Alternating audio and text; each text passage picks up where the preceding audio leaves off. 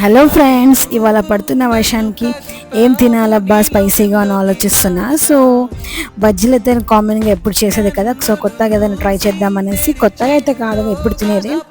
1/2 kg chicken తీసుకున్నాను, ఒక 2 పెద్ద గోంగూర కట్టెలు, కొద్దిగా ఆనియన్స్, పచ్చిమిర్చి, టమాటోస్. ఒక కడాయిలో కొద్దిగా ఆయిల్ వేసుకొని గోంగూర వేసుకొని దాన్ని మంచిగా మగ్గనివ్వండి. ఇది మగ్గిన తర్వాత ఇప్పుడు దీన్ని ఒక మిక్సర్ జార్లో మెత్తగా ప్యూరీ లాగా పట్టుకోండి.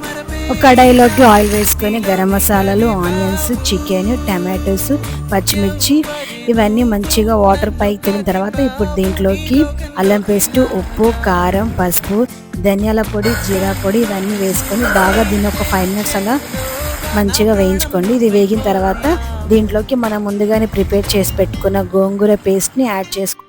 అస్సలు దీంట్లో వాటర్ యాడ్ చేయకుండా ఒక 20 minutes దీన్ని మంచిగా లో ఫ్లేమ్లో కుక్ చేస్తే ఎంతో టేస్టీగా సింపుల్గా గోంగూర చికెన్ కర్రీ అయితే రెడీ అవుతుంది అనమాట.